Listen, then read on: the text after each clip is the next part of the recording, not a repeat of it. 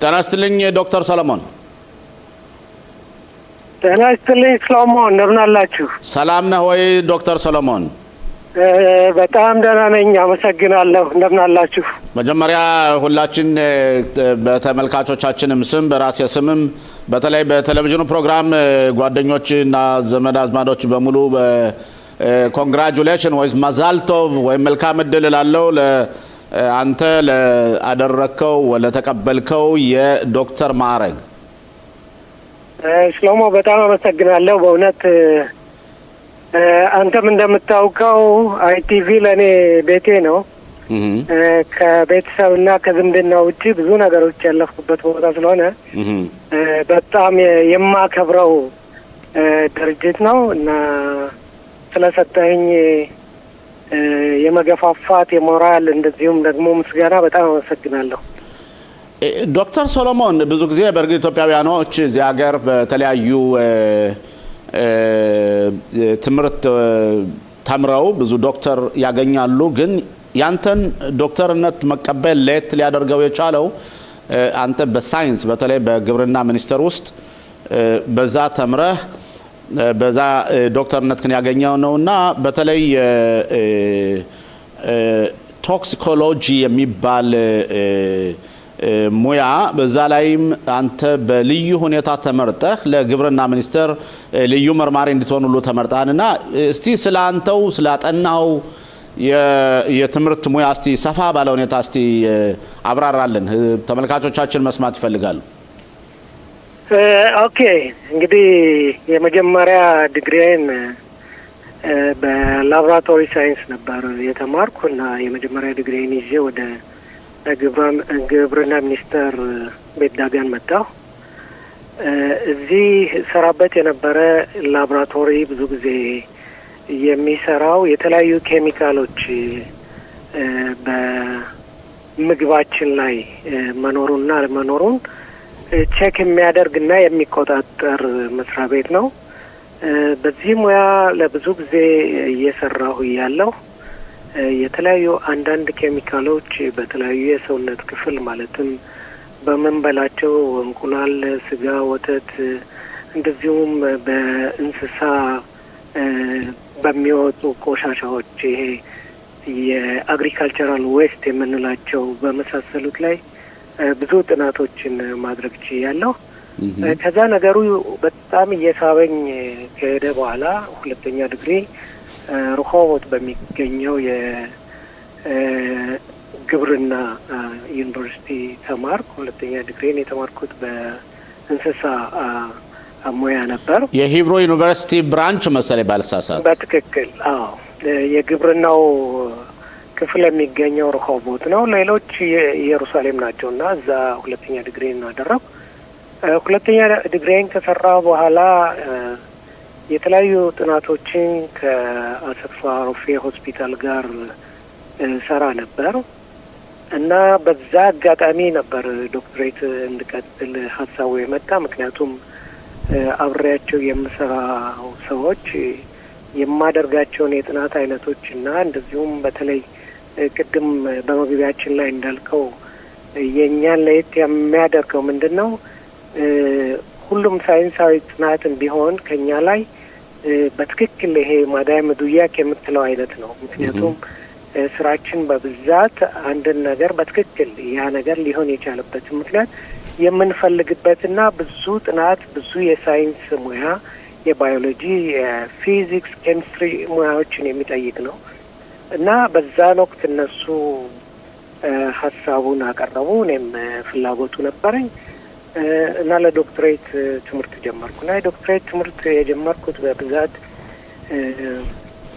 በግብርናው ሙያ ላይ የተለያዩ የባክቴሪያ ሬዚስታንስ ይገኛል። ያ ባክቴሪያ ሬዚስታንስ በእንስሶች በሚመገቡት ምግብ ወይም ደግሞ በምንሰጣቸው የተለያዩ መድኃኒቶች ያ ነገር ሊከሰት ይችላል። እንደዚሁም በምንበላቸው ፍራፍሬና አትክልቶችም በማዳበሪያ መልኩ ያ ነገር ሊመጣ ይችላል እና ጥናቴ በብዛት ያጠነጠነው በዶክትሬቴ ላይ እነዚህ ኬሚካሎች ምን ያህል የባክቴሪያውን የመቋቋም ኃይል ሊያጠነክሩ ይችላሉ እና የተለያዩ ደግሞ ሜቶዶች አሉ ያን ነገር ለማጥፋት። ለምሳሌ የእንስሳ ዌስት ከሆነ ወይም ደግሞ የተለያዩ የዛፍ ወይም የአትክልቶች ቆሻሻ ከሆነ ያ ቆሻሻ ለምግብነት ወይም ደግሞ በማዳበሪያነት ከመጠቀማችን በፊት ልናደርጋቸው የሚገባ አንዳንድ ትሪትመንቶች አሉ እና ያ ትሪትመንት በእውነት እነዚህን የተለያዩ ባክቴሪያዎች በተለይ ሬዚስታንስ የምንላቸው ወይም ደግሞ አንቲባዮቲካን ሊቋቋሙ የሚችሉ የባክቴሪያ አይነቶችን እንዴት ማጥፋት ይቻላል? ከዛ ውጪ በዚህ ቆሻሻ ወይም ደግሞ በስጋ አማካኝነት የሚመጡ የተለያዩ መድኃኒቶች እንዴት ሊፈረካከሱ ይችላሉ የሚለውን ነበር ጥናት ያደረኩት እና በዚህ ጥናት ላይ በተለይ በግብርና ቆሻሻዎች ላይ በሚደረገው ማለት የእንስሳም ሊሆን ይችላል ወይም የአትክልትና የፍራፍሬ ውጤት ሊሆን ይችላል ለተለያዩ ሙያዎች እንጠቀምበታለን። ያም ማለት ለእንስሳ ምግብነት የሚውል አለ፣ አንዳንዱም በማዳበሪያነት እንጠቀማለን። ስለዚህ እንስሳዎች ብዙ ጊዜ ከአንዳንድ ቆሻሻዎች የተለየ ነገር በማድረግ ማለትም ያላቸው የባክቴሪያ በአንጀታቸው ያላቸው የባክቴሪያ መጠንና አይነት የተለያየ ስለሆነ ከሰው የምትሰጣቸውን የናይትሮጂን ውጤት ወደ ፕሮቲን የመቀየር ኃይል አላቸው። በተለይ እነዚህ የሚያመነዥጉ እንስሳዎች በጣም ለየት የሚያደርጋቸው ሳር ሰጠሃቸው ሰውነታቸው በአንዴ የመፋፋት ወይም የመገንባት ባህሪ ያላቸው። ለምሳሌ ሰውን ሳር ብትሰጠው ከተወሰነ ጊዜ በኋላ ይሞታል። ምክንያቱም በቂ ፕሮቲን እና በቂ ካርቦሃይድሬት ሊያገኝ አይችልም። ግን እንስሳዎች የራሳቸው የሆነ ማንጋኖን አላቸው። ማለት አንተ ሳር ሰጠኸው በሳሩ ያለው የተለያዩ ንጥረ ነገሮች ማለት እንደ ናይትሮጅን አይነቱን ወደ ፕሮቲን የሚቀይሩ የባክቴሪያ አይነት ስላላቸው ያ ባክቴሪያ ደግሞ በሆዳቸው ከቆየ በኋላ እና የራሱን ስራ ከሰራ በኋላ ሲሞት ፕሮቲን ሆኖ ሰውነታቸውን የመገንባት ባህሪ ያለው። ስለዚህ ያን ነገር ለነሱ ለምግብነት ከመዋሉ በፊት ሊደረጉ የሚገባቸው የተለያዩ የትሪትመንት አይነቶች አሉ። ያን በእንግሊዘኛ በብዛት የምንላቸው ስታኪንግ፣ ኤሮቢክ፣ አናሮቢክ እያለ የምንጠራቸው አይነቶች አሉ እና ያ ሲስተም ወይም ደግሞ ያ የትሪትመንት አይነት በእውነት ምን ያክል ባክቴሪያዎችን ሊያጠፋ ይችላል ወይም ደግሞ ለእንስሳዎች ጥሩ በሆነ መልኩ እንዴት ሊመገቡት ይችላሉ? ምክንያቱም የሽታ ነገር ሊኖር ይችላል ወይም ደግሞ የውሃ መጠኑ በጣም ከፍተኛ ሊሆን ይችላል እና ያን በሚመለከት ትልቅ ጥናት አድርገናል። ያን ጥናት የሚያደረግነው እዚሁ ከምሰራበት ቦታ ነው እና በተጨማሪም ደግሞ በዛ አሁን ባልኩ ዌስት አካባቢ ያሉት የባክቴሪያ አይነቶች በተለይ እነዚህ ራሳቸው የመቋቋምና አንቲባዮቲካዎችን በቀላሉ ተቋቁመው የተለያዩ በሽታዎችን ሊያመጡ ይችላሉ። ስለዚህ አሁን አንተ ያደረከው የምርመራ ውጤት ወይም ያስራህ በጣም ትልቅ አድናቆትን አግኝቷልና ወደ ዶክተርነት ማዕረግ ስትመረቅ ማለት ነው አንተ ለየት ያለ ሌሎች ዶክተሮች ያላደረኩን ያመጣው ውጤት አለ ማለት ነው? እንዴት መሰል እኔ በተለይ ለየት ሊያደርገው የሚችለው ይሄ የሳይንሱ ወይም ደግሞ ይሄ ናቹራል ሳይንስ የምንለው ፊልድ ነው እና በናቹራል ሳይንስ በብዛት እንግዲህ አሁን አንተ እንደምትለው ብዙ ሰዎች አሉ። ግን በእኛ በኩል ደግሞ በእኛ ህብረተሰብ ብዙ ጊዜ በናቹራል ሳይንስ ካለው የትምህርት መክበድ አንጻር ምክንያቱም በዛ ሙያ ላይ ብዙ ጊዜ የሂሳብ፣ የኬሚስትሪ፣ የፊዚክስ ሙያዎች እና የባዮሎጂ ሙያዎች የሚሳተፉ ያሉ እና በዛ ብዙ ጊዜ የመሳተፉ ሁኔታ ትንሽ አነስ ያለ ነው። ከዛ ውጪ ምንድነው መሰለህ በአሁኑ ዶክተሬት ከጨረስኩ በኋላ ለወደፊት ማድረግ የሚፈልገው የሪሰርቸርነት ማዕረግ ወይም ደግሞ ጥናትን ለማጥናት ስለነበር የግዴታ ደግሞ እንደገና ከዛ በላይ ፖስት ዶክተሬት ማድረግ ነበረብኝ። ምክንያቱም በአሁኑ ወቅት ብዙ በዚህ በተለያዩ ሙያዎች ዶክተሬት ያደረጉ ሰዎች ይኖራሉ። በተለይ በእኛም በኩል በናቹራል ሳይንስ ባልኩ በኩል ምናልባት ብዙ ኢትዮጵያውያኖችን ባኖር ሌሎች አሉ። ስለዚህ አንተን ለየት የሚያደርግ ምንድነው ምናልባት ፖስት ዶክተሬት ካደረግ ተጨማሪ 2 አመት ከተማርክ የበለጠ ተፈላጊነት ሊኖር ይችላል ብዬ ስላሰብኩ ሁለተኛውን የፖስት ዶክትሬት በሃይፋ ዩኒቨርሲቲ ጀመርኩ። ሃይፋ ዩኒቨርሲቲ ደግሞ በጣም ከምሰራው ስራ በጣም ለየት ያለ ስራ ነበር የሰራው እና 2 ተማሪዎች ነበሩኝ። እነሱን ጋይድ እያደረኩ ነበር ስራውን የሰራን እና በሃይፋ ዩኒቨርሲቲ ደግሞ ይሄ ብሪዩት አያም የሚባል አለ። ኦሽን ሄልዝ ነው የሚሉት የባህርን ጤንነት በሚመለከት ነው እና በ2021 የኢራን መርከብ ወደ እስራኤል የባህር ወደብ አካባቢ ተጠግታ ወደ 550 የሚሆን ሊትር ነዳጆችን ደፍተው ነበር እና ያ ነዳጅ የባህር መበከል አድርገው ነበር። ኤር ፖሉት እንትን የዋተር ፖሉሽን የሲ ፖሉት ትክክል እና ያ ነገር ብዙ የኢኮሎጂ ማለትም የአካባቢ መመረዝ በተለያዩ እንስሳዎች ወይም በውሃ ውስጥ ባሉ እንስሳዎች እንደዚሁም ሰው ውስጥ ገብቶ ማግኘት አይችልም እና ለተወሰነ ጊዜ የአካባቢ ወደ 80 ኪሎ ሜትር የሚሆን አካባቢ ከጥቅም ላይ እንዳይውል ተደርጎ ከዛ የማጽዳት ስራ በብዙ ሚሊዮን ብር ተከፍሎ ጽዳት ተደርጎ ነበር እና ከዛ ምንድነው በእኔ ፖስት ዶክትሬት የሰራሁት ምንድነው ያ የተለያዩ የነዳጅ ዝቃጮች እስካሁንም ሊያመጡት የሚችሉት ተጽዕኖ ማለትም በአካባቢው በሚኖሩ የተለያዩ እንስሳ አይነቶች በተለይ አሳዎችን በሚመለከት ነው ሊያመጡት የሚችሉት ተጽዕኖ ምንድን ነው? ይሄ ኬሚካል በጣም አደገኛ ነው። በተለይ ነዳጅ ከተወሰነ ጊዜ በኋላ ራሱን ይቀይርና እንደ ድንጋይ ሆኖ ወደ ባህር የመስመጥ ባህር ያለው በዛ ኬሚካል ውስጥ ወደ 16 የሆኑ ኬሚካሎች በጣም አደገኛ የምንላቸው ፖሊ አሮማቲክ ሃይድሮካርበንስ የምንላቸው አሉ እና እነዚህ ያላቸው ባህሪ ምን ይመስላል? ወይም ደግሞ ከባህር ላይ የተለያዩ አሁን ያልኩ ዝቃጭ ቢኖር ወይም ሌላ አይነት ዝቃጭ ቢኖር በምን አይነት ባህሪ መለየት እንችላለን? እና ያን በሚመለከት ነበር ጥናት ያደረግን። ይሄ ጥናትም ከጨረስኩ በኋላም አሁን የተወሰኑ ተማሪዎች አሉ። በዛ ሙያ ላይም አሁን ቀጥላለሁ ብዬ አስባለሁ። በጣም አመሰግናለሁ ዶክተር ሰሎሞን። እስቲ ሌላ ጥያቄ አለ።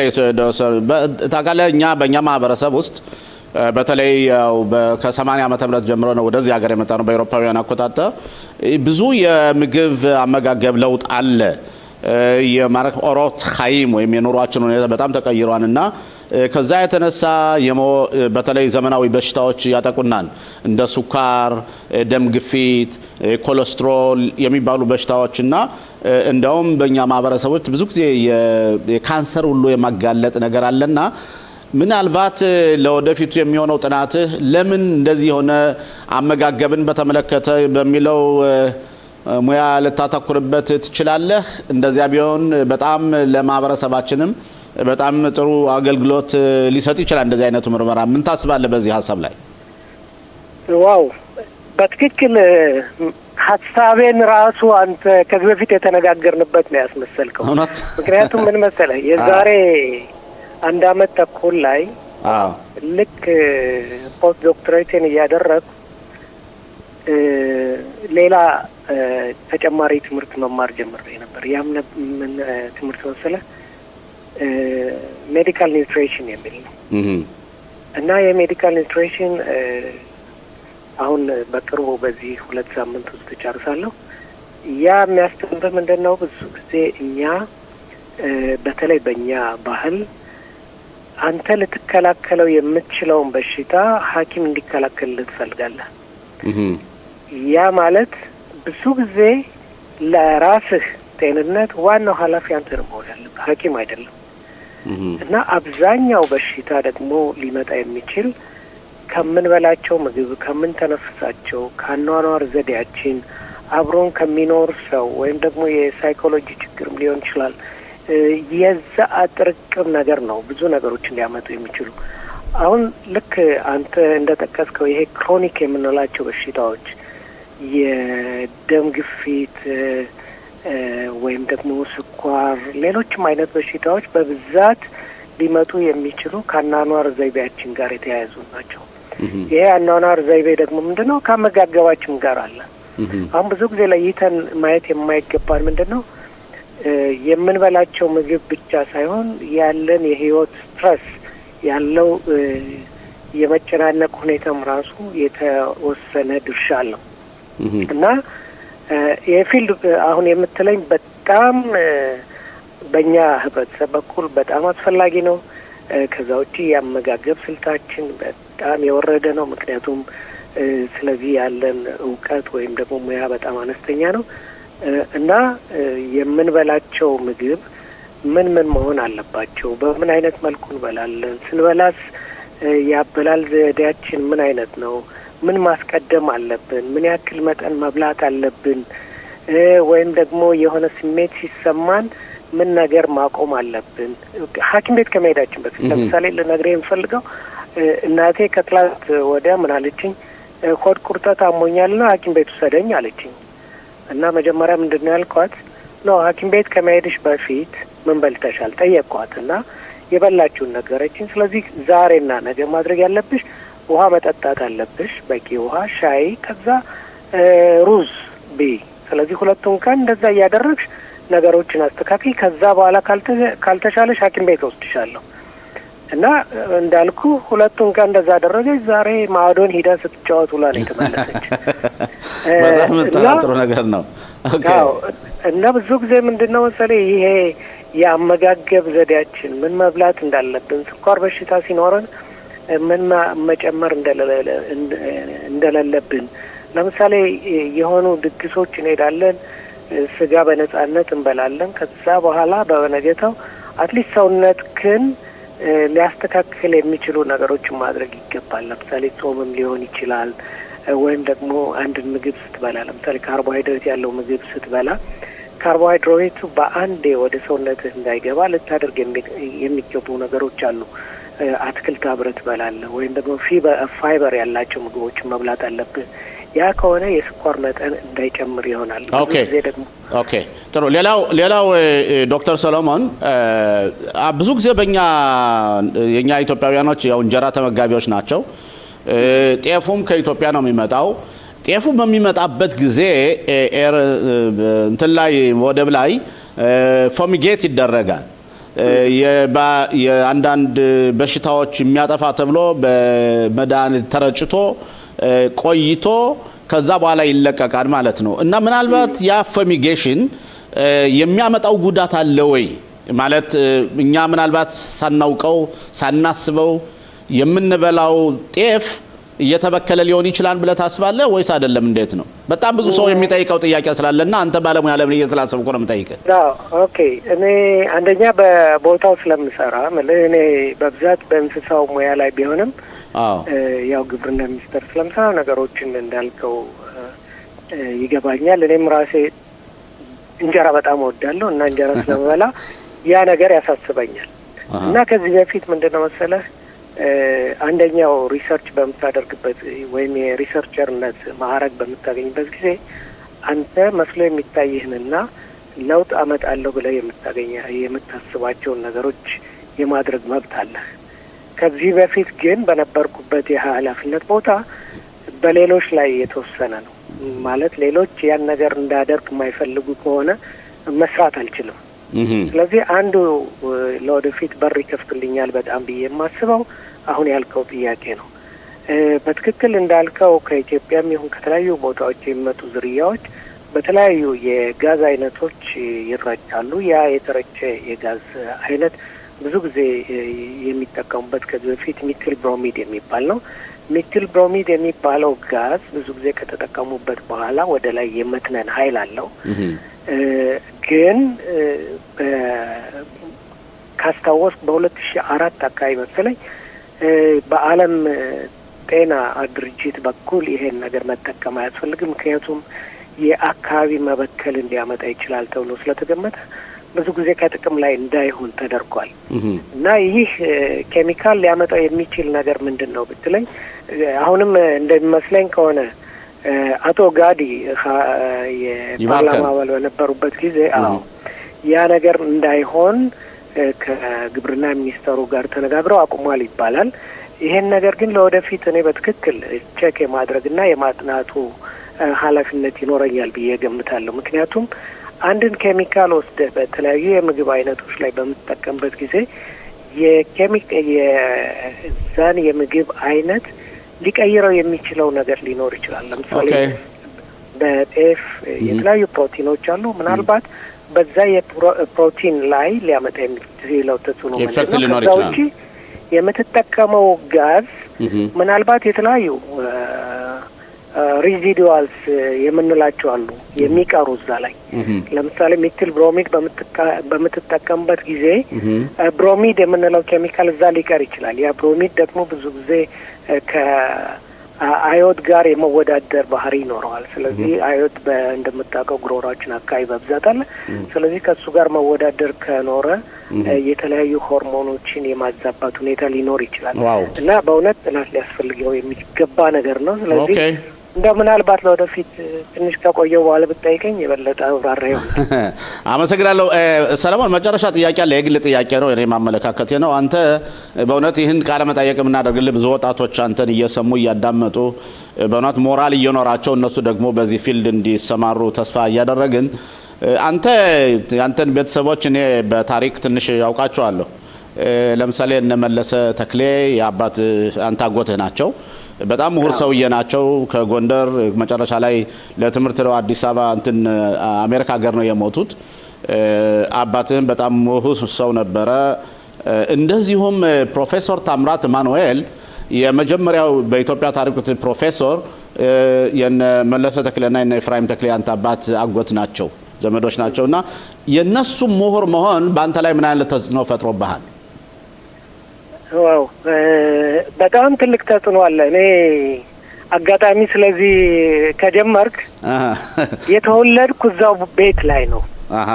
ኦኬ እኔ የተወለድኩ እናቴ በልጅነቷ አባቴን አግብታ ወደ ጎንደር መጣች እና ታላቅ እህቴና እኔ የተወለድን አሁን ከምትለው ካጎቴ ቤት መለሰ ተክሌ ማለት ነው። እዛ ነው የተወለድኩ እና ከልጅነቴ ጀምሮ ነው ያን ታሪክ የምሰማው።